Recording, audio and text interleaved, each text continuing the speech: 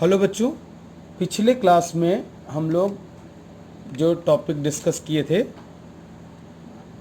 वो सॉल्यूशन का definition, classifications और क्वालिटेटिव एक्सप्रेशन।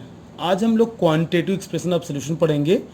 क्वांटिटेटिव एक्सप्रेशन में बेटा सॉल्यूशन के कंसंट्रेशन को एक्सप्रेस करने के लिए नंबर ऑफ वेज होते हैं, तो जिसको हम स्टेप बाय स्टेप पढ़ेंगे। First one is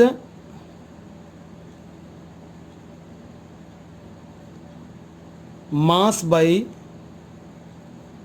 mass percentage.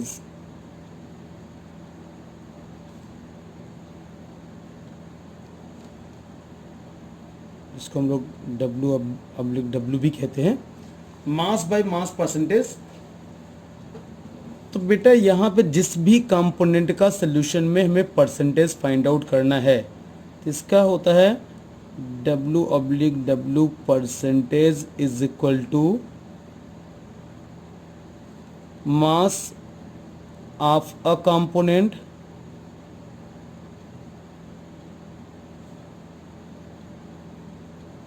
Upon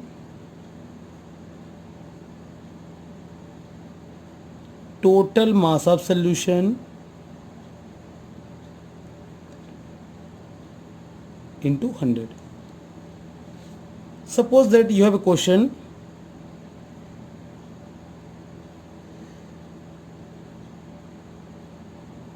"20 grams sugar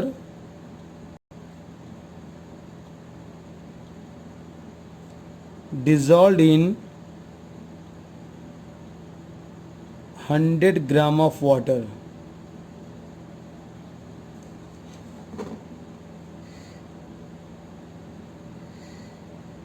calculate the percentage of sugar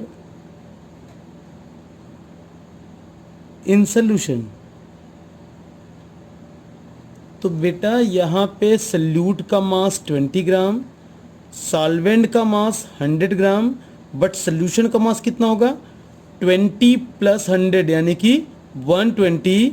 तो mass percentage of sugar is equal to mass of sugar कितना है? 20 gram upon mass of solution, not only solvent. अगर 100 ग्राम put करेंगे तो बेटा वो केवल solvent का मास होगा। सॉल्यूशन के मास में सल्यूट का मास प्लस सॉल्वेंट का मास यानी कि 120 इंटू 100, 20 इंटू 10, 200, 200 डिवाइड बाई 12, 12 1 जा 12, रिमेनिंग 8, 12 6 जा 72, रिमेनिंग 8। तो 16.666, हम जिसको राउंड अप 16.67% कह सकते हैं, यानी कि 120 ग्राम में जो शुगर का परसेंटेज है वो 16.67% है। सेम इसी तरीके से इसका दूसरा तरीका क्या है बेटा?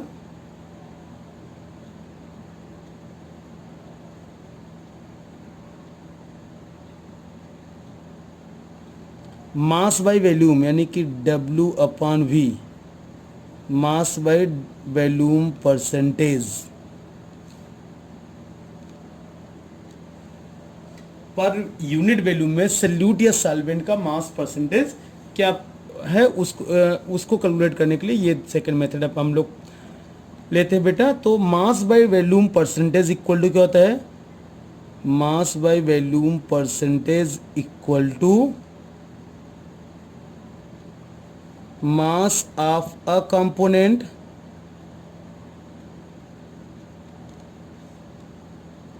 upon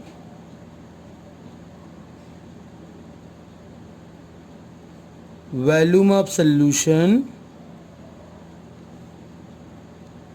into 100।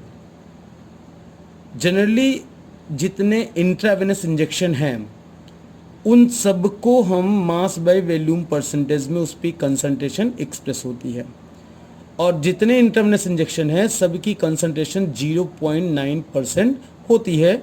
और ऐसा 0.9% मास वॉल्यूम इसलिए होती बेटा क्योंकि हमारा जो आरबीसी है, रेड ब्लड कार्पसेल्स, उसका भी कंसंट्रेशन 0.9% होता है।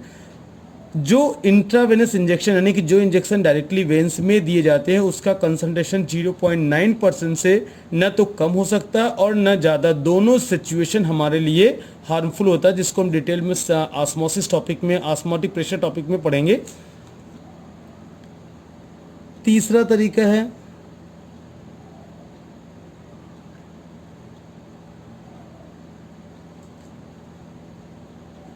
Part per million, ppm, percentage पर 100, part per million ppm। ppm equal to क्या होता है बेटा? ppm इज इक्वल टू, ये तब यूज करते हैं बहुत जब सल्यूट बहुत ही ट्रेस अमाउंट में प्रेजेंट हो। जैसे वाटर में नंबर ऑफ कंटामिनेशन है, तो कंटामिनेशन, कोई भी कंटामिनेशन, क्लोरोफार्म है या कोई भी टॉक्सिक सब्सटेंस है, कितना अमाउंट, बहुत ट्रेस अमाउंट प्रेजेंट होता है, तो उन सबको हम कैलकुलेट करने के लिए यानी कि उनकी कंसंट्रेशन को एक्सप्रेस करने के लिए हम ppm टर्म यूज करते हैं, यानी कि बहुत जब ट्रेस अमाउंट में होता तब इसका यूज करते हैं। मास of a component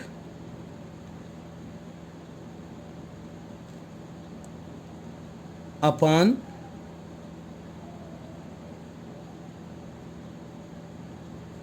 total mass of solution into 10⁶।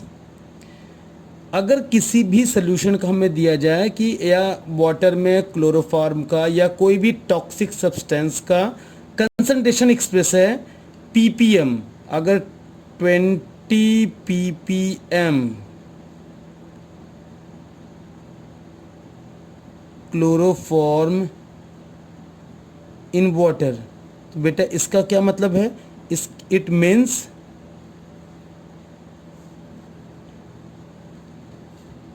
It means 20 part chloroform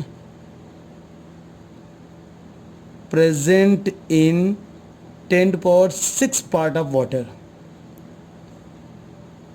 10⁶ part of water. Water के इतने पार्ट में 20 पार्ट क्लोरोफॉर्म का प्रेजेंट है। ठीक है, तो ये ppm में इस कंसंट्रेशन एक्सप्रेस करने के तरीके हैं। इसके बाद आपका आता है strength.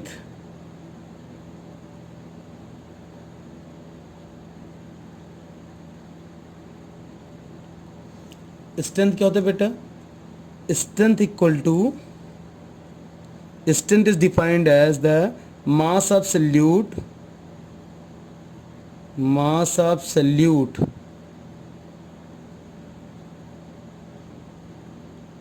in gram present in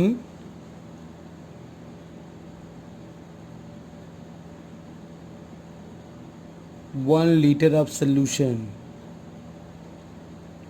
यानी कि सिंपली हम कह सकते हैं इसकी यूनिट क्या होगी? सिंपली इसकी यूनिट ग्राम पर लीटर, इसकी यूनिट है ग्राम पर लीटर। यानी strength equal to mass of solute in gram upon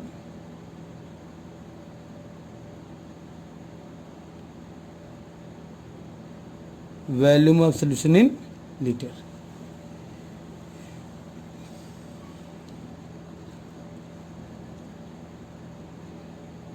question देख सकते हो, 10.6 gram sodium carbonate dissolve in 250 ml of water।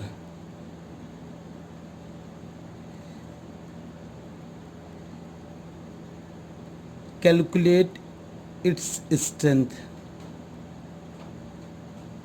तो बेटा 250 ml ऑफ वाटर, जबकि स्ट्रेंथ क्या होता है? पर लीटर, पर 1000 ml। तो स्ट्रेंथ इक्वल टू क्या हो जाएगा? Strength equal to 10.6 gram upon 250 ml है। इसको लीटर में कन्वर्ट करने के लिए इसको 1000 से डिवाइड करोगे या ऊपर तुम 1000 से मल्टीप्लाई कर दो। 250 फोर ज़ा 1000, तो 4 आ गया, 4 से मल्टीप्लाई, 4 6 ज़ा 24, कैरी 2, 4 1 ज़ा 4, यानी कि 42.4 ग्राम पर लीटर ये इसकी स्ट्रेंथ होगी। नेक्स्ट बेटा है इसका मोलैरिटी।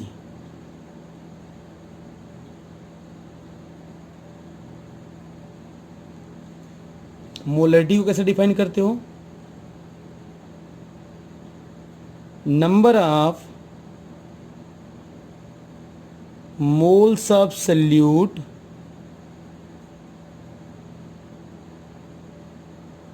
present in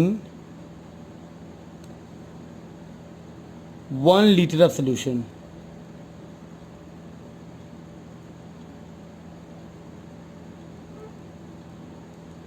मोलैरिटी कैसे डिफाइन है बेटा? Number of moles of solute present in 1 litre of solution, इसी को हम लोग बोलते हैं molarity. It is denoted by capital M, और यूनिट क्या होगी इसकी?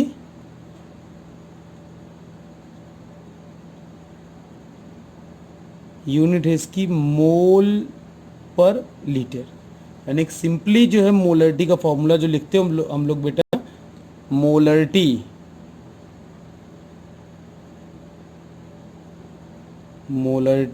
It means capital M equal to number of moles of solute upon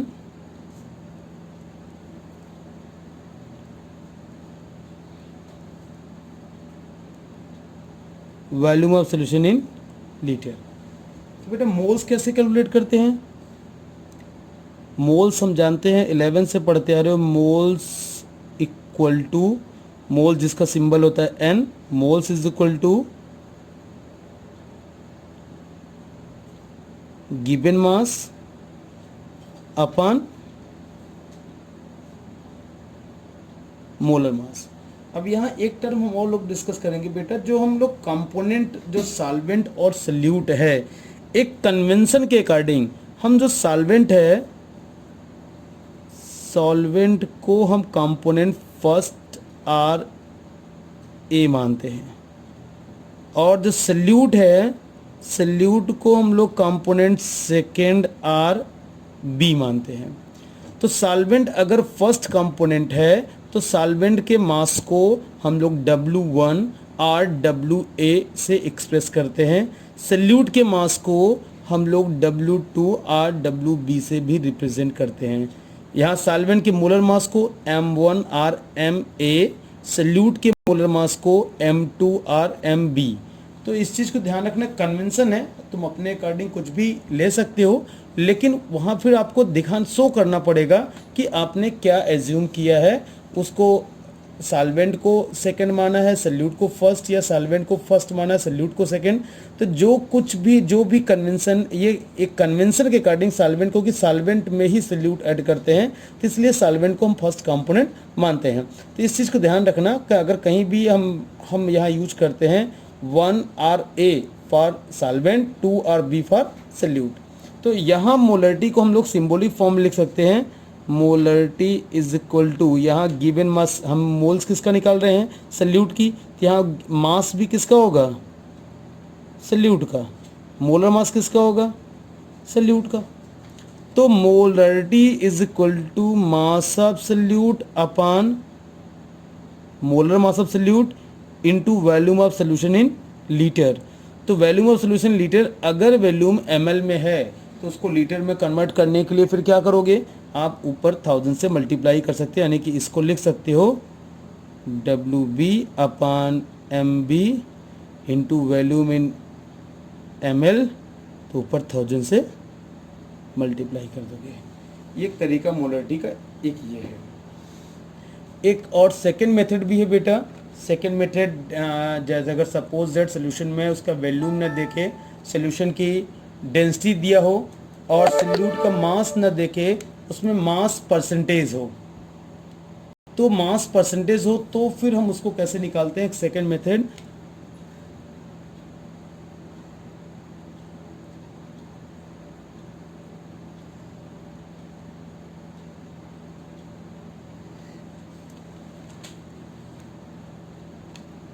let mass percentage of solute is x and density of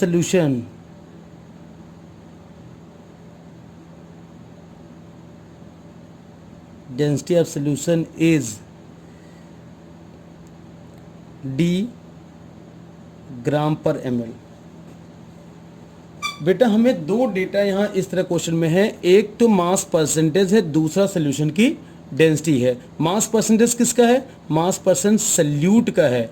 तो सल्यूट का मास percent कितने में है? पर 100 ग्राम में। मास परसेंट है तो मास परसेंट मास अपॉन मास, तो mass x gram solute present in 100 gram of solution. तो यहाँ लिख सकते हो x% by mass solute means x gram solute present in 100 gram of solution. तो हमें यहाँ पे सोल्यूशन का मास पता चल गया, सोल्यूशन की डेंसिटी ऑलरेडी पता थी। तो बेटा जब हम डेंसिटी हमें पता थी और मास यहाँ पे क्वेश्चन में मास परसेंटेज के कारण निकल गया, तो मोलरिटी निकालने के लिए सोल्यूट का मास चाहिए और सोल्यूशन का वॉल्यूम चाहिए। सोल्यूट के मास से हम उसके मोलर मास भी निकाल लें, मोल्स भी निकाल लेंगे। तो यहाँ पे सोल्यूट का मास x% by mass means x gram solute का मास आ गया, और सोल्यूट के मोलर मास से इसके मोल्स निकाल लेंगे। और सोल्यूशन का मास यहाँ गिवन है, डेंसिटी ऑलरेडी गिवन है, तो volume of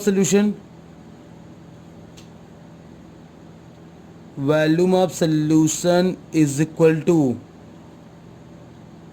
mass of solution upon density of solution. क्योंकि बेटा हम लोग जानते हैं कि density is equal to mass upon volume, तो वॉल्यूम इज इक्वल टू क्या हो जाएगा? Mass upon density. इसकी यूनिट क्या है? ग्राम में, इसकी ग्राम पर ml में, यानी कि आएगा क्या? 100 अपॉन डी ml। ग्राम ग्राम कैंसिल हो जाएगा, अब आपकी यूनिट बचेगी ml। ये आ गया सोल्यूशन का वॉल्यूम ml में।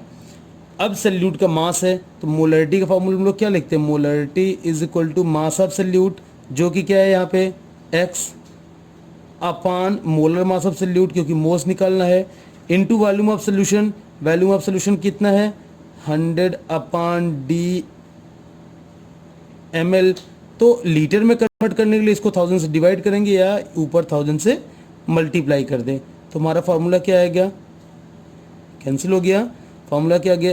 x into D into 10 upon mb, molar mass of solute. ये लिख सकते हैं, ये आपका फार्मूला आ गया बेटा। तो अब अगर ये जो फार्मूला आया है, यहाँ पे x क्या है? x is mass percentage of solute, d density of solution and mb is molar mass of solute. तो ये एक फार्मूला हमारे पास ये आ गया, जिसको डायरेक्टली हम लोग यहाँ लिख सकते हैं, molarity is equal to x into D into 10 upon mb। तो डायरेक्टली इस टाइप के क्वेश्चन आपके सीट में जो हमने दे रखा है उसमें क्वेश्चन आप कर सकते हो। तो यहाँ पे अब ये कब अप्लीकेबल होगा? जब सोल्यूशन क्वेश्चन में सोल्यूट का मास परसेंटेज हो और सोल्यूशन की डेंसिटी गिवन हो, तब हम ये सेकेंड मेथड यूज करते हैं। अब आता है सोल्यूशन को एक्सप्रेस करने, जो मोलरिटी के टर्म में एक्सप्रेस करने के तरीके कौन से हैं? तो इसमें नंबर ऑफ वे है बेटा, सोल्यूशन को किस तरीके से हम मोलरिटी के टर्म में एक्सप्रेस कर सकते हैं।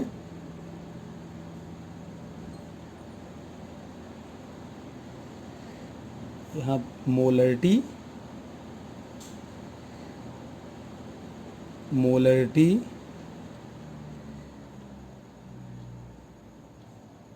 रिप्रेजेंटेशन, फिर उसको किस नेम से जानते हैं, common name.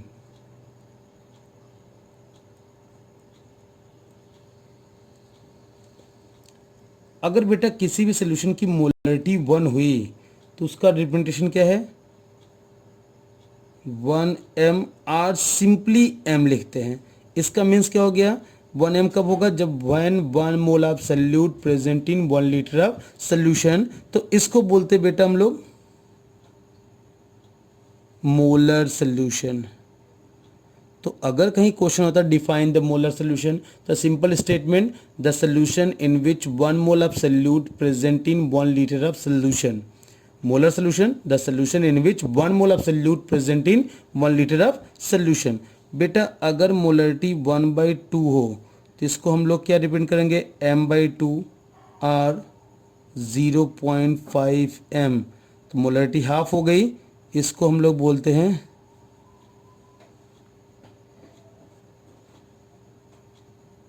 Semi molar solution. Molarity बेटा अगर 1/10 है, इसको रिप्रेजेंट करेंगे m/10 और 0.1 m, इसको हम लोग बोलते हैं डेसी मोलर सोल्यूशन।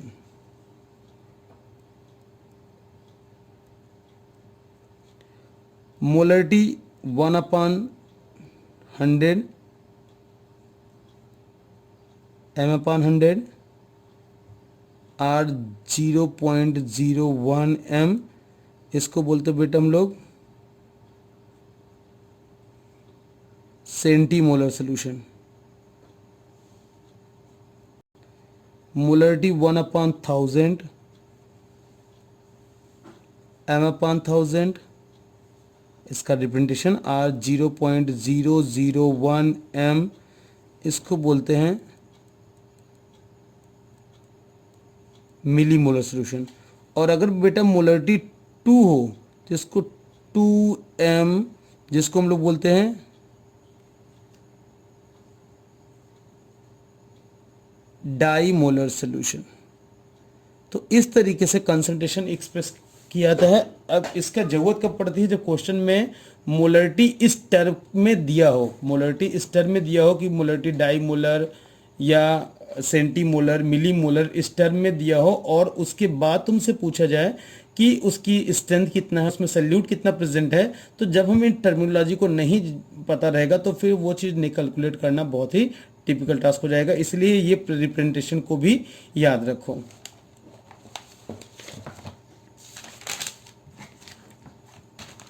फिर टर्म आता बेटा molality.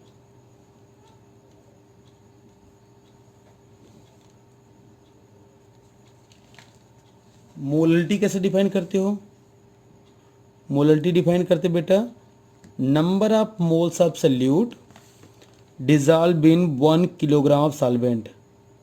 It is defined as number of moles of solute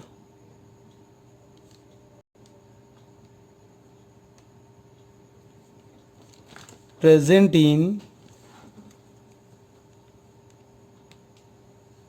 1 kilogram of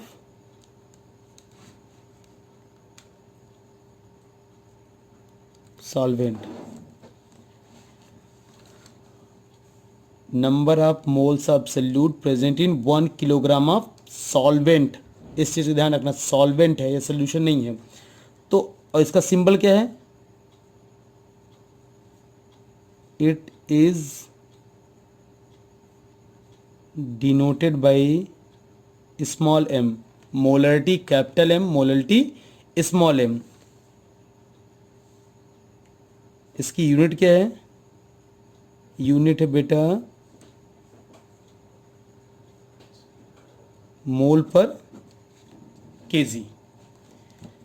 यानी कि इसका अगर फॉर्मूले के फॉर्म में लिखेंगे हम, सिंबॉलिक फॉर्म में, मोललिटी यानी molality small m is equal to moles of solute NB upon mass of solvent WA, N moles, B for solute, W mass, A for solvent। तो मोल्स कैसे निकालते बेटा? Moles is equal to NB is equal to mass of solute upon molar mass of salute.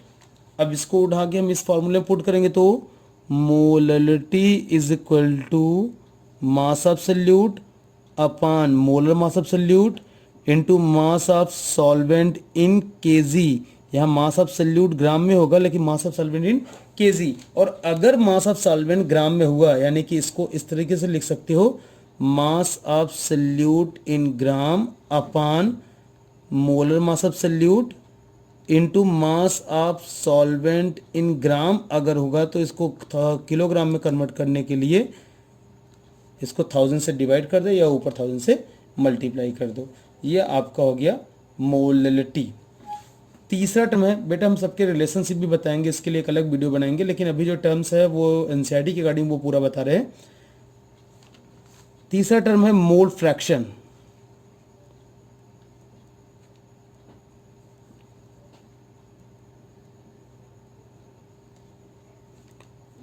Mole fraction इसको कैसे define करोगे बेटा?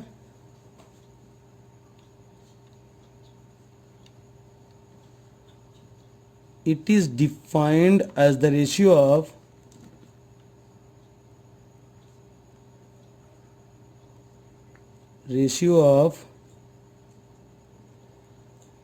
moles of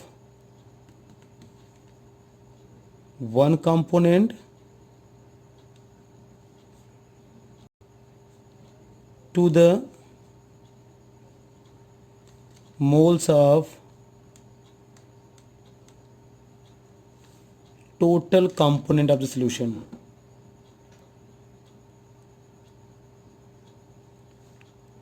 Component of the solution, it is defined as the ratio of moles of one component to the moles of total component of the solution। बेटा solution में basically जैसे binary solution दो component है, एक solute और एक solvent. Late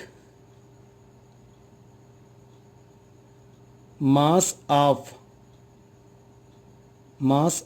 a component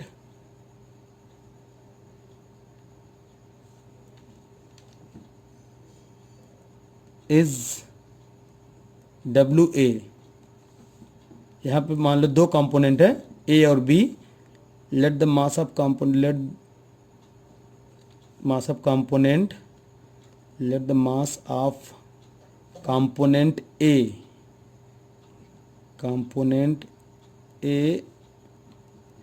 इसका थोड़ा मॉडिफाई कर, component A is WA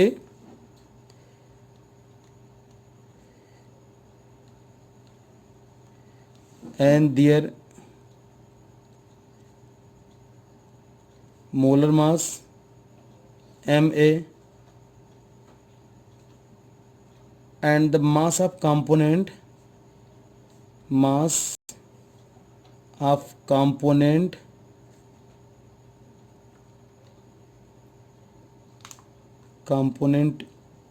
B is WB and their